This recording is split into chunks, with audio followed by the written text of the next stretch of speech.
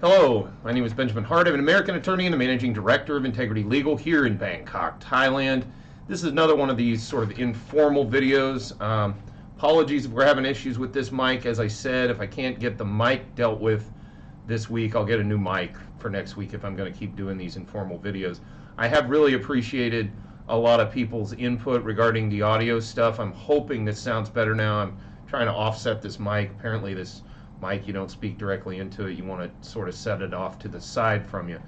That said, as the title of the video suggests, we're talking about the beach bully yet again. When I've talked about this in the past, folks have basically, I had some people say, well, you didn't get in the background. Well, I've done multiple videos on this at this point. I think 7 or 8 probably. So, you know, you can go back into the search function in our channel and look up basically the history there.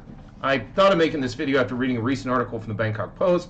BangkokPost.com article is titled, Phuket Court Finds Swiss Beach Bully Innocent of Kicking Doctor. So a lot of the background is really in this article. So if you're curious for the background, I'll put a link below. We usually cite stuff in my standard videos. We usually cite stuff visually. On these videos, because it's a little more informal, I'll go ahead and put the link up so you can see what I'm talking about. Quoting directly, Phuket Quang Court on Tuesday reportedly acquitted a Swiss man charged with kicking a woman doctor sitting on steps leading down to the beach outside his villa in February.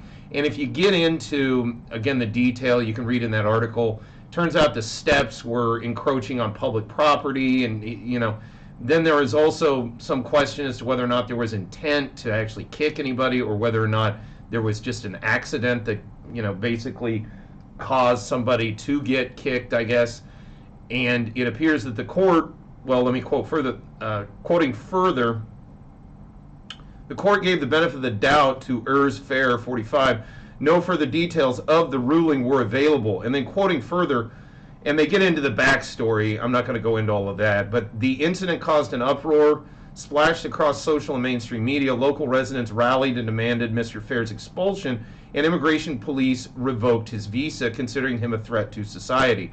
Mr. Fair appealed against the revocation. Now, let me quote further, and I'm going to come back to that because I want to talk about this from the immigration standpoint.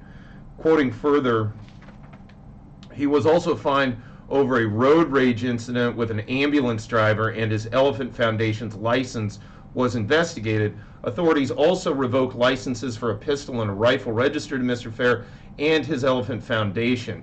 On Tuesday, Phuket Quang Court reportedly found him not guilty of the incident that sparked the furor.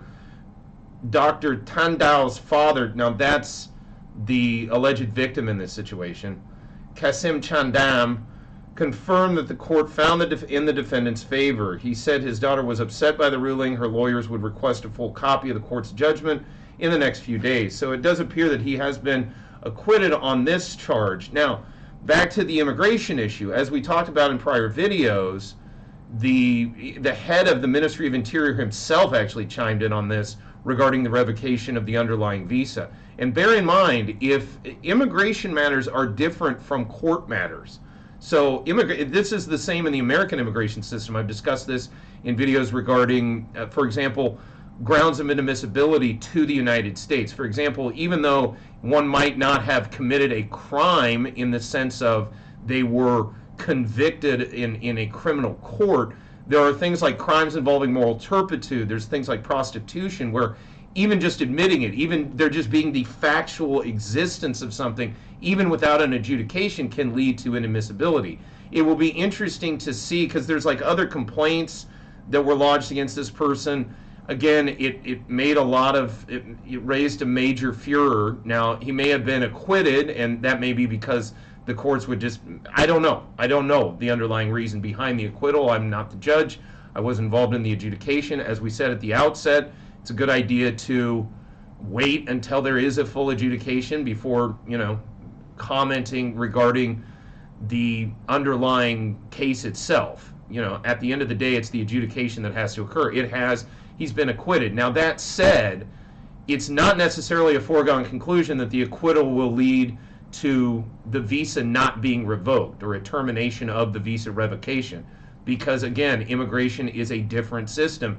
And if it's determined, for example, under the National Immigration Act of '79 here in Thailand, they could say threat to public health, threat to public safety, threat to national security, any of those things. You don't necessarily need some kind of conviction from a court to be able to revoke a visa under those circumstances. So again, while I'm sure this person is very relieved that this case has gone down the way it has, that this person has been found not guilty in the actual adjudication, remains to be seen whether or not this will have implications in an immigration context. Will this person still be deported? Will the visa revocation be upheld?